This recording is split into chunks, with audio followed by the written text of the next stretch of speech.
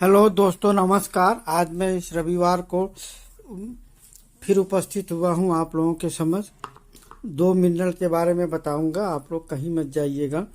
इसमें मैं बताऊंगा कि कैसे आप अपने डायबिटीज से बच सकते हैं, मतलब रक्त में शुगर का लेवल आपका समान रह सकता है और आपके शरीर में हीमोग्लोबिन का स्तर और आपके शरीर में ऊर्जा का स्तर कैसे मेंटेन रह सकता है।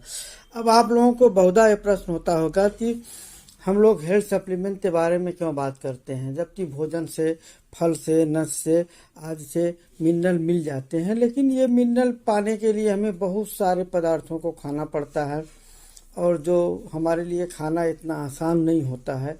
इसलिए हम लोगों को लिए आवश्यक हो जाता है कि हम लोग हेल्थ सप्लीमेंट के रूप में इन मिनरलों का प्रयोग करें, जिससे से हमारे शरीर में जो भी WHO द्वारा रिकमेंडेड RDA है, डायरेक्टरी अलाउंस, वो हमें मिल जाए, जिससे हमारा शरीर स्वस्थ रहे और सुखी रहे। और कभी कभी ऐसा भी होता है कि हम जो भी चीज़ों का सेवन करते हैं उन चीज़ों में उतना पर्याप्त मात्रा में वह विटामिन मिनरल्स नहीं पाया जाता है। इसलिए भी हमें हेल्थ सप्लीमेंट के रूप में उनका प्रयोग करना मजबूरी बन जाता है। अब बात करते हैं हम लोग क्रोमियम के बारे में। वास्तव में संपूर्ण शरीर में क्रोमियम की मात्रा केवल 5 से 10 मिलीग्राम होती है। उम्र बढ़ने के साथ शरीर में क्रोमियम के संचय की क्षमता घट जाती है। मानव कोशिकाओं में क्रोमियम की मात्रा विश्व के विभिन्न भागों में खान पान की अलग अलग आदतों व पानी की आपूर्ति के स्रोतों में क्रोमियम की उपलब्धता के अनुसार भिन्न भिन्न होती है। इसका कार्य समझ लेते हैं। क्रोमियम कोशिकाओं में ग्लूकोज के उचित उपयोग के लिए इंसुलिन के साथ मिलकर कार्य करता है। यह इंसुलिन की प्रभावशीलता में सुधार करता है। इस प्रकार यह ऊर्जा के उत्पादन के लिए कोशिकाओं के द्वारा ग्लूकोज का अवशोषण बढ़ाता है। इसलिए क्रोमियम रक्त शर्करा के स्तर को घटाने में महत्वपूर्ण भूमिका निभाता है और कार्बोहाइड्रेट व फैट के मेटाबॉलिज्म के लिए भी क्रोमियम महत्वपूर्ण होता है। कमी के लक्षण क्या हैं, समझ लीजिए। क्रोमियम की कमी से रक्त शर्करा का स्तर बढ़ जाता है, अतः इसकी कमी से डायबिटीज हो सकता है। इसकी आवश्यकता WHO द्वारा जो रिकमेंडेड RDO है, पुरुषों के लिए 35 माइक्रोग्राम और महिलाओं के लिए 25 माइक्रोग्राम का रोजाना सेवन करना जरूरी है।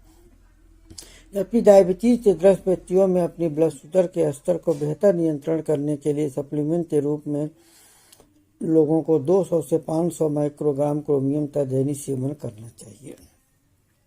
इसका मुख्य स्रोत है ईस्ट, खमीर, पान के पत्ते, मसाले व नट्स।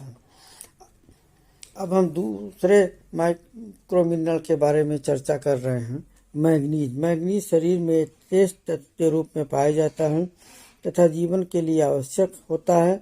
मानव शरीर में 10 से 20 मिलीग्राम मैग्नीज होता है, तो शरीर की संपूर्ण कोशिकाओं व ऊतकों में व्यापक रूप से बटा होता है।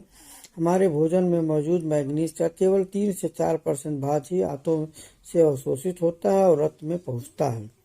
इसका कार्य कार्बोहाइड्रेट, प्रोटीन व फैट के मेटाबॉलिज्म में होने वाली विभिन्न जैविक क्रियाओं में मैग्नीज एक बहुत ही पूर्ण घटक के रूप में कार्य करता है। निज शरीर की कई कोशिकाओं जैसे पिंटा संश्लेषण, हड्डियों के निर्माण व विकास तथा प्रजनन के लिए आवश्यक होता है। यह कोशिकाओं की हानि से हमारी सुरक्षा करता है। मैग्नीज की कमी से शरीर द्वारा कार्बोहाइड्रेट व फैट के उपयोग में बाधा उत्पन्न होती है, ऊर्जा में कमी आती है, हीमोग्लोबिन के स्तर में कमी आती है, हड्डियों के मिलनीकरण में असामान्यता आ जाती है और सब विकास में रुकावट और बांझपन जैसी समस्याएं हो सकती हैं।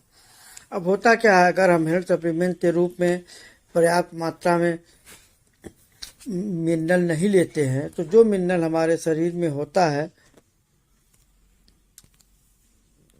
उस शरीर जो है उसमें जो संचय होता है, खून जो है, जब उसमें कमी आ जाता है तो शरीर में संचित मिनरल को जो है वह स्टार्ट कर लेता है, निकाल लेता है। इससे हमारी हड्डियां कमजोर हो जाती हैं। इसका स्रोत क्या है? नट्स, बीज, शकरकंद, कद्दू के बीज, सोया, टोफू मैग्नीज के अच्छे स्रोत हैं और इसका रिकमेंडेड डायरेक्टरी अलाउंस 2.3 मिलीग्राम प्रतिदिन पुरुषों के लिए व 1.1 मिलीग्राम महिलाओं के लिए WHO द्वारा अनुशंसित है। और हर मिनरल का, हर विटामिन का, हर चीज़ों का एक निश्चित कार्य होता है। जब वो उसको नहीं मिलते हैं तो बफर स्टार्च द्वारा वो निकाले जाने से हमारे शरीर के अन्य अंग कमज़ोर हो जाते हैं।